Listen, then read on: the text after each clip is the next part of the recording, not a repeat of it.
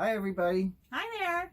Well, this video is about another place we stopped at in Colorado, Lamar. And it's really, there wasn't a lot that we did there. It wasn't that there was much you could do. They have things to do. But what we focused on was it Ben's Old Fort? Bent's Old Fort. Bent's Old Fort. So this is kind of a historical little video, and we hope you enjoy it. So without further ado, please take a look. If you haven't subscribed yet, please consider doing so. And if this is the first video you happen to trip across, please consider checking out our other ones.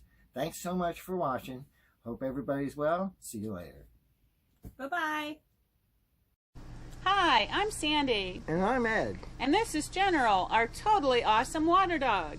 We used to live on the Outer Banks in North Carolina, but one day we found both of ourselves unemployed.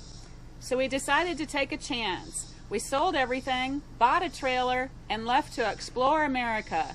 We're learning as we go along, but we still make mistakes.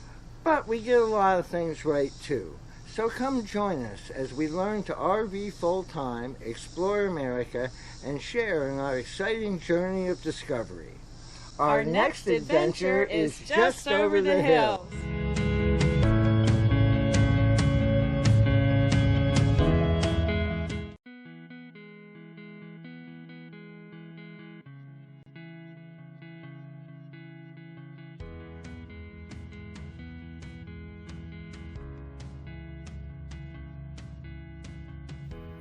We stayed at the Sundance High Plains RV Park, and this was actually a pretty awesome spot. There is a small hotel on the property and a cabin that can be rented out, but they have this totally awesome landscaping. It's beautiful, beautiful landscaping with private seating areas, some small gathering spots and picnic areas, and this really cool collection of dinosaur statues. It's really awesome. Now, the RV sites are actually back to back, and this is the first time we had seen this. But we were parked right next to another trailer, slide to slide. So our patio faced off in one direction, and that person's patio faced off in the other direction. So that gives you your privacy. But pretty cool. Not a bad place at all. Pretty awesome.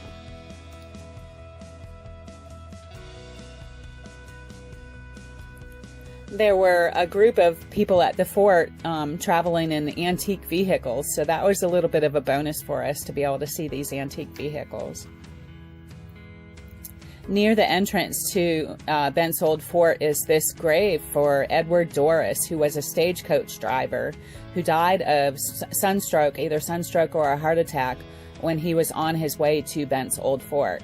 Now, the interesting thing is this grave is in a small cemetery that's right outside the fort, but the other 12 graves are not marked. This is the only one that's marked, so that's kind of interesting. Bent's Old Fort was a very popular stop on the Santa Fe Trail and a center of the fur trade. It was opened in 1833 by William Bent and his brother Charles, and they had a business partner named Mr. St. Vrain. This fort was actually located on the Arkansas River, which at the time was the boundary between Mexico on the south and the United States on the north. By 1849, the trade was slacking off, and cholera was becoming more rampant.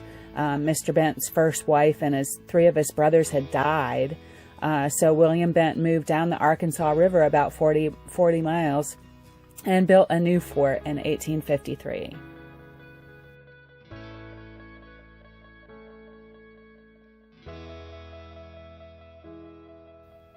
The main trade room at Bent's Fort served trappers, traders, Indians, the fort's labor force, travelers, soldiers, and various adventurers. Bartering was performed here through a simple exchange of goods or an extension of credit. In the 1830s, beaver pelts called hairy banknotes could be bartered for trade goods, and as beaver numbers declined, buffalo hides became the foundation of exchange. This is the dining room, and the separation of social classes at the fort was most evident at meal times. The upper classes and their guests would be served their meals here, while other employees cooked their meals in their quarters or ate from a community cooking pot.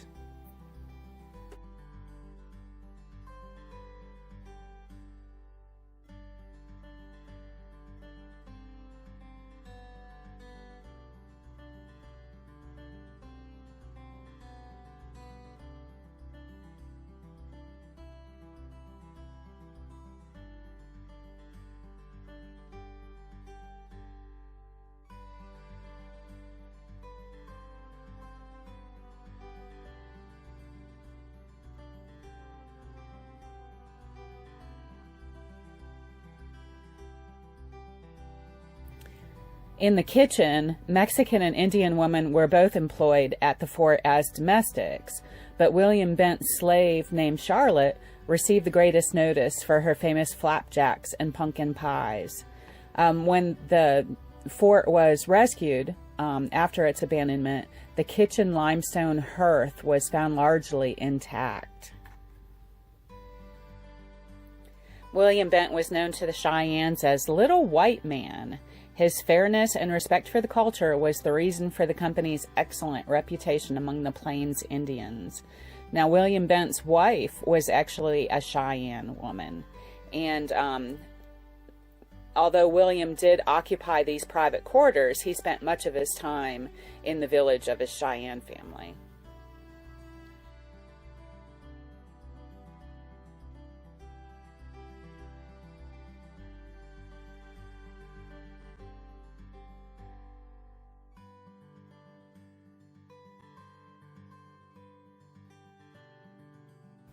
Next is Thomas Fitzpatrick's quarters, and Mr. Fitzpatrick was the Indian agent for the government, and he worked out of the fort from 1847 to 1849. The blacksmith shop was a very busy place, and when you go out the back door of the blacksmith shop, there is an alleyway where they brought in the wagons and the animals to be repaired and shod. And behind the alleyway is a wagon shed where the freight wagons were stored while they weren't being used. And then beyond that even is the main corral where all the livestock were kept.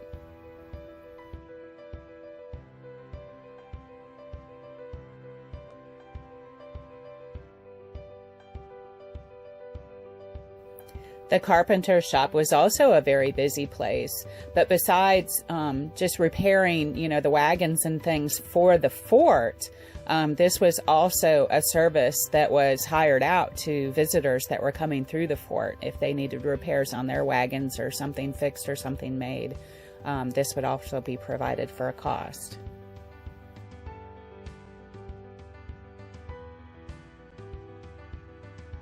One whole side of the fort is taken over by a powder magazine and a bunch of storage space, what they call warehouses.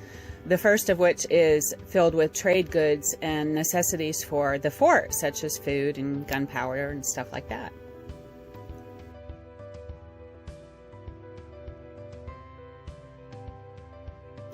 The center warehouse, with a raised entry to a lower storage area, was used as a supply depot by the U.S. Army during the U.S.-Mexican War. The last warehouse is where all the furs go when they come into the fort, and they're stored here until they're sent back east for sale. The next room is the well room, and they actually have an inside well here, and this room is also used as the ice house. So the barrels sitting around have fresh water in them, and there's ice stored underneath.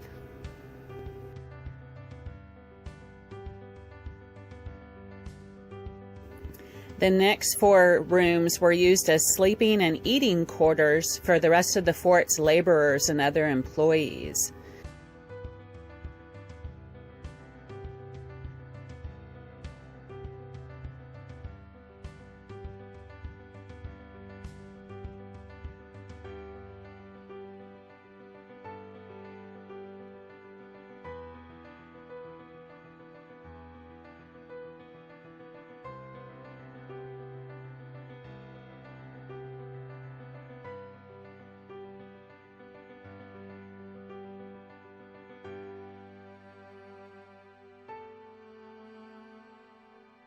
The last of the rooms was where they did their cooking. So after assisting in the kitchen, the women prepared meals for their families here.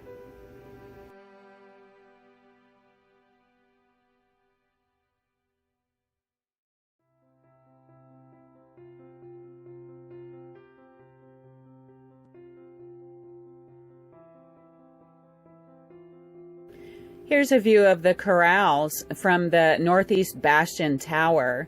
Although there is a cannon in this tower, it was only used for signaling, and it never had to be used in defense of the fort.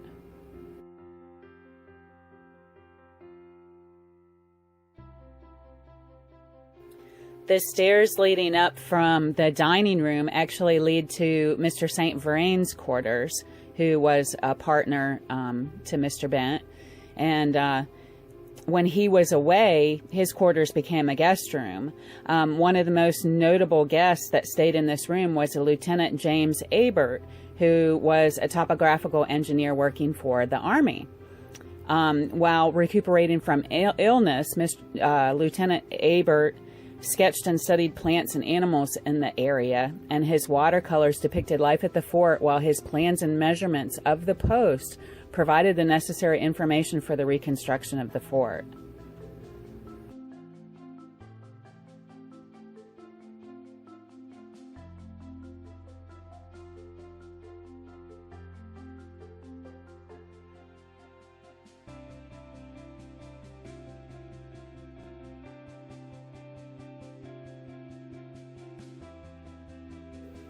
And this is the watchtower room, which is right at the front of the fort, over top of the main entry.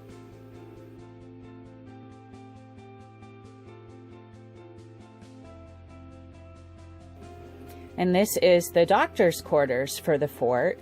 And he used a combination of the modern medicine that was popular at the time, but he also used some Indian remedies as well. And this is Susan McGoffin's quarters. And Miss McGoffin was actually one of the first women to travel the Santa Fe Trail. As she was crossing the trail, she kept a diary of all of her experiences. And this diary is actually published with the title Down the Santa Fe Trail and Into Mexico. And this is one of the leading sources about 1840s life in the Southwest.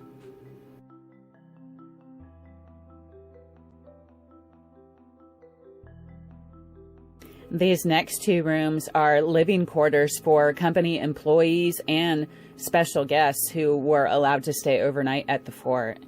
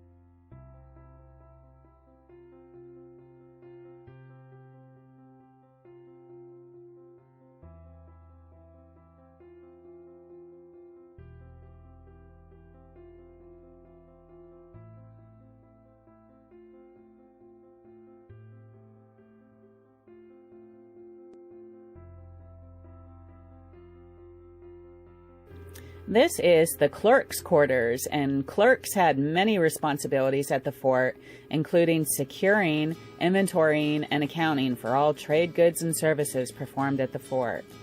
They were actually in charge when the owners of the fort were absent.